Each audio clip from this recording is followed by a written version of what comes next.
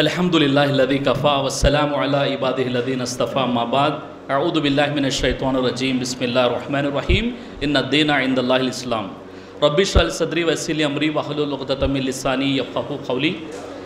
అనంత కరుణామయుడు అపార కృపాశీలుడు అయినటువంటి అల్లాహ్ పేరుతో ప్రారంభిస్తున్నాను. విశ్వవిఖ్యాత నైతిక సార్వభౌముడు, కాలగతినే మార్చివేసిన శూరుడు, ప్రపంచ విప్లవాల్లో అత్యద్భుతమైన విప్లవాన్ని లేవదీసిన మేటి యోధుడు, మూఢ జనాన్ని మహాజ్ఞానులుగా మార్చివేసిన అద్వితీయ సంస్కర్త, బానిసలను పాలకులుగా మార్చిన అనుపమ ప్రతిభశాలి, జీవనదాయక ఇస్లాం సందేశాన్ని మానవాళికి అందజేసిన మానవ మహోపకారి, విశ్వ ప్రవక్తల నాయకుడు, సత్యవంతుడు, విశ్వసనీయుడు, నిజాయితీపరుడు, కరి కంబలిధారి, హరిత గుమ్మటవాసి, అంతిమ దైవ ప్రవక్త, జగద్గురువు, రహ్మతలిల్ ఆలమీన్, ఇమాముల్ అంబియా, ఖాతమ నబీ ముహమ్మదు రసూలుల్లాహ్ సల్లల్లాహు అలైహి వసల్లం వారిపై అల్లాహ్ యొక్క శాంతి, కారుణ్యం మరియు శుభాలు వర్షించుగాక, ఆమీన్. వేదికను అలంకరించినటువంటి గౌరవనీయులు పెద్దలు, అన్ని మతాలకు సంబంధించినటువంటి గౌరవనీయులు పెద్దలు, వివిధ సంస్థలకు చెందినటువంటి ప్రముఖులు, అలాగే సోదరిమణులు, సోదరులు అందరినీ కూడా నేను ఇస్లామీయ పద్ధతిలో ఆహ్వానిస్తున్నాను. అస్సలాము అలైకుం వరహమతుల్లాహి వబరకాతు. దీని అర్థం సృష్టికర్తనటువంటి అల్లాహ్ యొక్క శాంతి, కారుణ్యం మరియు శుభాలు మీ అందరి జీవితాలపై వర్షించుగాక. ఈరోజు చాలా గొప్ప విషయం అండి. ఎందుకంటే యూనివర్సల్ పీస్ కాన్ఫరెన్స్ అనే పేరుతో జగద్గురు ఆశ్రమం, ఖాన్ఖాయే సర్వరే ఆలం, అదేవిధంగా WHPL సంయుక్తంగా ఏర్పాటు చేసినటువంటి ఈ కార్యక్రమంలో మనమంతా కూడా సమావేశమై ఉన్నాము. శాంతి కోసం మనం చర్చించుకున్నాం. నిజంగా చెప్పాలంటే మనందరికీ పీస్ కావాలి. సమాజంలో PSE పీస్ అనేది ఈరోజు PIECS పీసెస్గా కనిపిస్తుంది, ముక్కలు ముక్కలుగా మనకు కనిపిస్తుంది. నిజంగా చెప్పాలంటే సమాజానికి మనకు ఒకటి ఇంటర్నల్ పీస్, మన వ్యక్తిగత శాంతి, ఎక్స్టర్నల్ పీస్, బాహ్యపరమైనటువంటి శాంతి. ఈ రెండు రకాల శాంతి ఉంటేనే శాంతియుతంగా మన సొసైటీ, మన దేశం, మన ప్రపంచం ముందుకు కొనసాగుతుంది. కాబట్టి మన సొసైటీ కావాలి communal harmony, national integration, universal brotherhood. దీనికి సంబంధించి ముఖ్యంగా ఒక వ్యక్తితోనే శాంతి అనేది ప్రస్థానం ముందుకు కొనసాగాలి. అయితే ఒక చిన్న విషయం చెప్తాను. నిజంగా శాంతికి సంబంధించి మొట్టమొదటి మెట్టు ఏంటంటే, ఇక్కడ మన వేదికపై ఎవరైతే మన హిందూ పండితులు, క్రైస్తవ పాస్టర్ గారు, ముస్లిం పండితులు, అంటే ఈ వేదికతో మనం చెప్పవచ్చు నిజంగా ఇది శాంతి ప్రోగ్రాం అని, ఇది పీస్ ప్రోగ్రాం అని చెప్పవచ్చు. అయితే విషయం ప్రస్తుతం మన సొసైటీలో మనం చూసినప్పుడు శాంతికి సంబంధించి ఎలా ఉంది అంటే కొన్ని స్టాటిస్టిక్స్ అని చెప్పవచ్చు, లేదా కొన్ని సంఘటనలు మీకు తెలిసి ఉండాలి.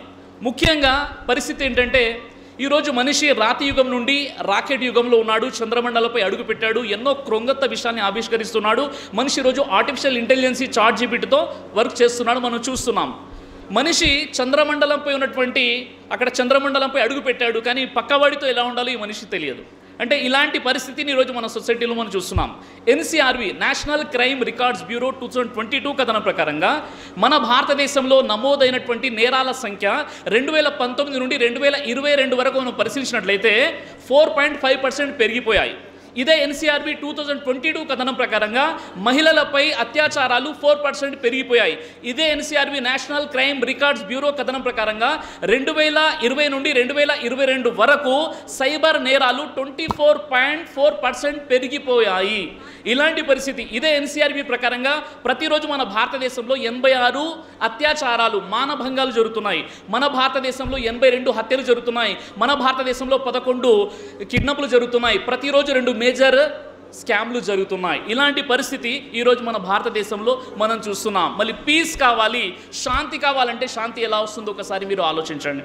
సోదరులారా, ఈరోజు మన భారతదేశమే కాదు ప్రపంచం ఎదుర్కొన్నటువంటి ప్రధాన సమస్య ఏంటంటే డ్రగ్ ఎడిక్షన్, మాదక ద్రవ్యాలకు బానిసలైపోవడం మనం చూస్తున్నాం. ఈరోజు UN డ్రగ్ రిపోర్ట్ చెప్తుంది, 2022 UN డ్రగ్ రిపోర్ట్ ప్రకారంగా పూర్తి ప్రపంచంలో గతించినటువంటి 10 సంవత్సరాలలో 30% 30% డ్రగ్ ఎడిక్షన్ కేసులు పెరిగిపోయాయి. అంటే మాదక ద్రవ్య కేసులు 30% పెరిగితే గతించిన 8 సంవత్సరాల్లో మన భారతదేశంలో 70% కంటే ఎక్కువగా ఈ డ్రగ్ కేసులు పెరిగిపోతున్నాయి. పూర్తి ప్రపంచంలో 30 కోట్ల మంది మాదక ద్రవ్యాలను సేవించేవారు ఉన్నారు, కానీ కేవలం మన భారతదేశంలోనే 10 కోట్ల మంది ఈ యొక్క డ్రగ్స్ ఏవైతే మాదక ద్రవ్యాలు ఉన్నాయో వీటికి బానిసలైపోయి ఉండడం మనం చూస్తున్నాం. ఇలాంటి చాలా ఘోరమైనటువంటి విషయం. ఒక విషయం అందరికీ నేను చెప్తున్నాను, దయచేసి వినండి కొద్దిగా. అదేంటంటే మీకు అందరికీ తెలిసే ఉంటుంది. అదేంటంటే 2012 డిసెంబర్ 16 నిర్భయ ఘటన మనకు తెలుసు కదండి. తర్వాత 2012 డిసెంబర్ 16 ఏదైతే నిర్భయ ఘటన జరిగిందో ఆ తర్వాత అందులో 6గురిని పట్టుకొని 2 మైనర్లను వదిలేశారు, 4గురికి ఉరిశిక్ష విధించారు. 2013లో వారికి ఉరిశిక్ష విధించబడితే 2020లో వారికి ఉరి వేయడం జరిగింది. ఆ తర్వాత ఇది ఎందుకు చెప్తున్నాను, చాలా కఠినమైనటువంటి చట్టాలు వచ్చేసాయి. నిర్భయ యాక్ట్ వచ్చింది, తర్వాత ఫాస్ట్ ట్రాక్ కేసులు వచ్చేసాయి, చాలా విధాలుగా వచ్చాయి. కానీ రిపోర్ట్స్ ఏం చెప్తున్నాయంటే ఎన్సీఆర్బీ రిపోర్ట్ 2022 కథనం ప్రకారంగా 2013 నిర్భయ ఘటన తర్వాత 2022 వరకు మన భారతదేశంలో అత్యాచార కేసులు 3,33,227 అత్యాచార రేప్ కేసులు నమోదైపోయాయి. నేషనల్ జ్యుడిషియల్ డేటా గ్రిడ్ ఏదైతే ఉంటుందో నవంబర్ 24 నాటికి, అంటే 2024 నవంబర్ 24 నాటికి మన భారతదేశ న్యాయ వ్యవస్థ దగ్గర 4,53,00,000 కేసులు పెండింగ్లో ఉన్నాయి. అంటే 90% కేసులు పెండింగ్లో ఉన్నాయి. వీటిని మనం పరిష్కరించాలంటే ఇంకా 60 సంవత్సరాలు పడుతుంది. కాబట్టి మనిషిలో నీతి రావాలి, మనిషిలో నైతికత రావాలి, మనిషిలో మోరల్ వాల్యూస్ రావాలి. ఎలా రావాలి, ఏం చేయాలి దీనికి సంబంధించి అంటే ఏదైతే మన పెద్దలు చెప్తున్నారో మనలో మనమంతా ఒకటే అనేటటువంటి భావన రావాలి. ఖురాన్ అంటుంది, యా అయ్యుహన్నాసు తఖూ రబ్బకుముల్లదీ ఖలఖకుమ్ మిన్ నఫ్సిన్ వాహిదా వ ఖలఖ మిన్హా జౌజహా వ బస్స మిన్హుమా రిజాలన్ కసీరన్ వ నిసా వత్తఖుల్లాహ అల్లదీ తసాఅలూన బిహి వల్ అర్హామ్ ఇన్నల్లాహ కాన అలైకుమ్ రఖీబా.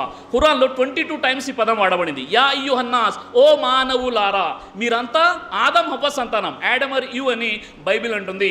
ఇదే విషయం మహాభవిష్య పురాణం ప్రసరపురం 4 మంత్రం 10 నుండి 20లో ఆదమో నామ పురుష పత్ని హవ్యవతి తదా.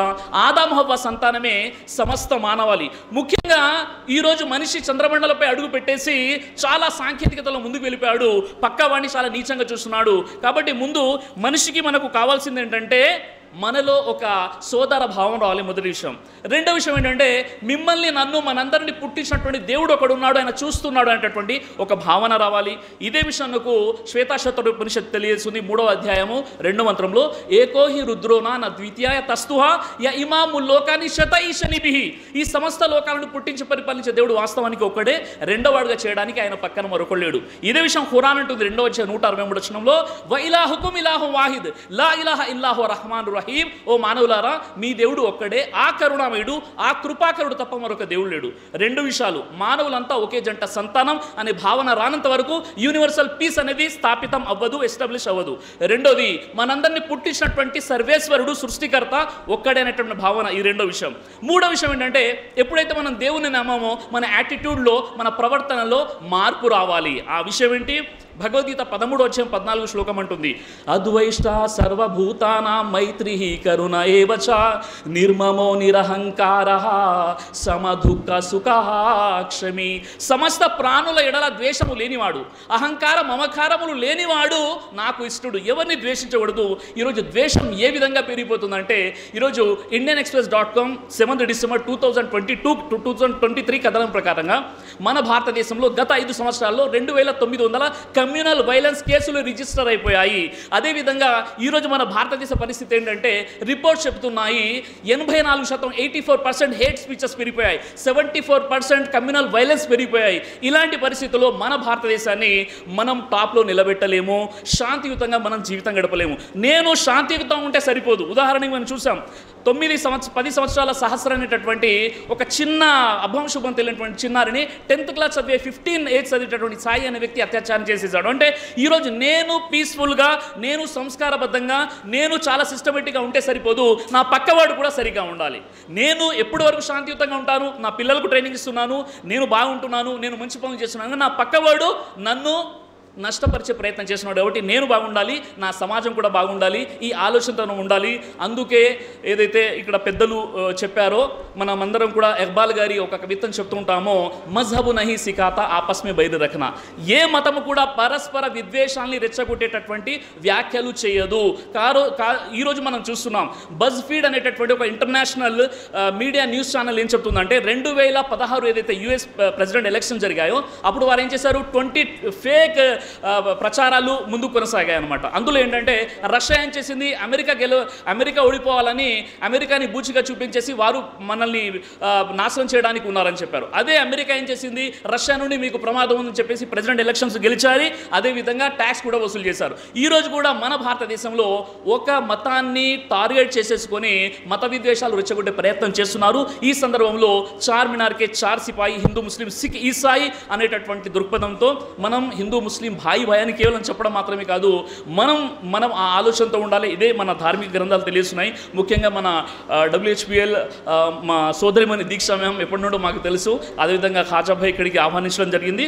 ముఖ్యంగా ఇలాంటి కార్యక్రమాలు మరికొన్ని జరగాలని నేను ఆశిస్తున్నాను. చివరిగా నేను నా ప్రసంగాన్ని ముగిస్తున్నాను. ఆ ఖురాన్లోని ఒక ఆయత్ చదివి, సూరే అల్ అనామ్ సూరా నంబర్ 6 ఆయత 108లో వలా తసబుల్లదీన యదూన మిన్ దునిల్లా, ముస్లింల కండిషన్ పెట్టడం జరిగింది. ఓ ముస్లింలారా, హిందువులు ఆరాధించే దేవీ దేవతలను మీరు దూషించకండి అని ఖురాన్ ఒక కండిషన్ పెట్టింది. దీని ప్రకారంగా మనం ముందుకెళ్ళిపోతే మత సామరస్యాన్ని మనం స్థాపించవచ్చు. అల్లా ఆ సృష్టికర్త మనందరికీ కూడా శాంతియుతంగా జీవితం గడిపేటటువంటి సద్బుద్ధిని ప్రసాదించుగాక. జై హింద్.